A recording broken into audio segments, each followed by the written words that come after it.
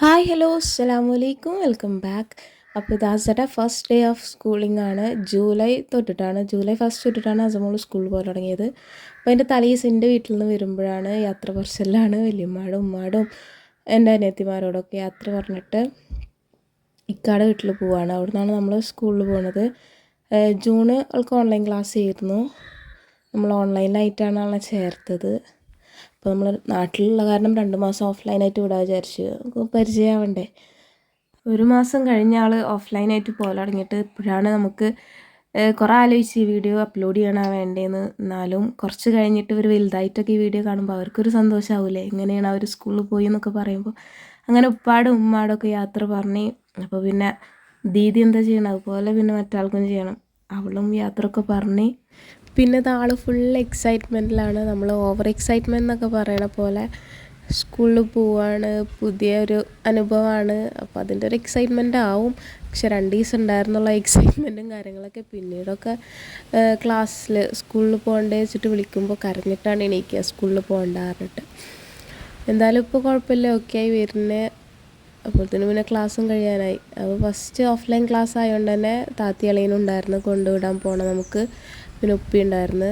പിന്നെ വരുമ്പോൾ നമ്മൾ വണ്ടിയുണ്ട്, വണ്ടിയിലാവും അവർ പറഞ്ഞേക്കുക. അതുകൊണ്ട് തന്നെ നമ്മൾ ലഞ്ചും കാര്യങ്ങളൊക്കെ വെച്ച് കൊടുത്തിട്ടുണ്ടായിരുന്നു, സ്നാക്സും കാര്യങ്ങളൊക്കെ. പിന്നെ താത്ത ഓരോന്ന് പറഞ്ഞു കഴിഞ്ഞ് പുതിയ ഫ്രണ്ട്സിനെ കിട്ടും, ടീച്ചർമാരുണ്ടാവും എന്നൊക്കെ ഓരോ വിശേഷങ്ങളൊക്കെ പറഞ്ഞ് ഇങ്ങനെ നമ്മളിതാ സ്കൂളിലെത്തി.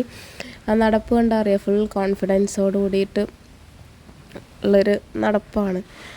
പിന്നെ നമുക്കവിടെ പോയപ്പോൾ കുറച്ച് പ്രൊസീജിയേഴ്സും കാര്യങ്ങളൊക്കെ ഉണ്ടായിരുന്നു. നമുക്ക് വെഹിക്കിൾ അറേഞ്ച്മെൻറ്റും കാര്യങ്ങളൊന്നും നമ്മൾ ചെയ്തിട്ടുണ്ടായിരുന്നില്ല. അപ്പോൾ അന്നേരം നമ്മൾ ലൊക്കേഷൻ പറഞ്ഞു കൊടുക്കും. അതുപോലെ തന്നെ നമുക്ക് വണ്ടിയുടെ നമ്പറൊക്കെ പറഞ്ഞു തരും, നമ്മളുടെ റൂട്ടിന് പോകണ വണ്ടി ഏതാണ്, ടൈമും കാര്യങ്ങളൊക്കെ അവർ പറഞ്ഞു തരും. അപ്പോൾ അതിൻ്റെ കുറച്ച് പ്രൊസീജിയേഴ്സും കാര്യങ്ങളൊക്കെ ഉണ്ടായിരുന്നു.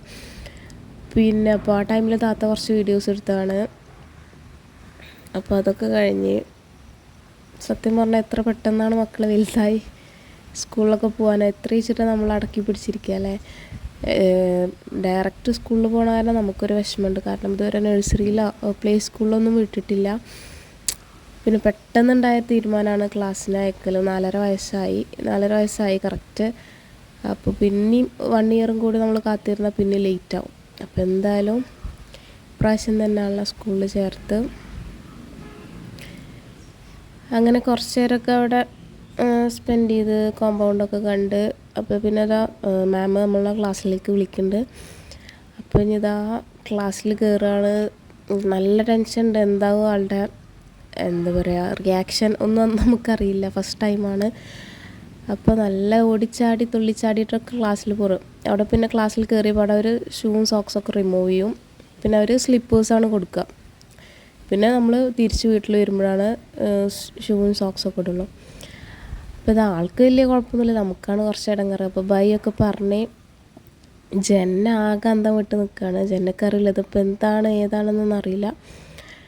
പിന്നെ നമ്മൾ വല്ലാണ്ട് അവിടെ നിന്നിട്ട് യാത്ര പറഞ്ഞില്ല. ചിലപ്പോൾ നമ്മളുടെ കൂടെ പോരാൻ കരഞ്ഞാൽ നമുക്ക് വരുമ്പോൾ ഒരു വിഷമവും. ഫസ്റ്റ് ഡേ തന്നെ അങ്ങനെ നമുക്കും തിരിച്ച് വരുമ്പോൾ ഒരു വിഷമവും. അപ്പോൾ നമ്മൾ അധികം അവിടെ സ്പെൻഡ് ചെയ്തില്ല.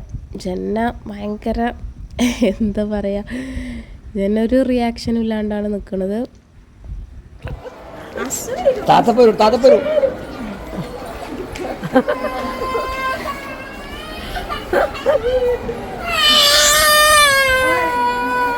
കരണ്ടട്ടാ, 2 പേരും അങ്ങോട്ടും ഇതുവരെ മാറി നിന്നിട്ടില്ല. ആ ഒരു സങ്കടമാണിത്.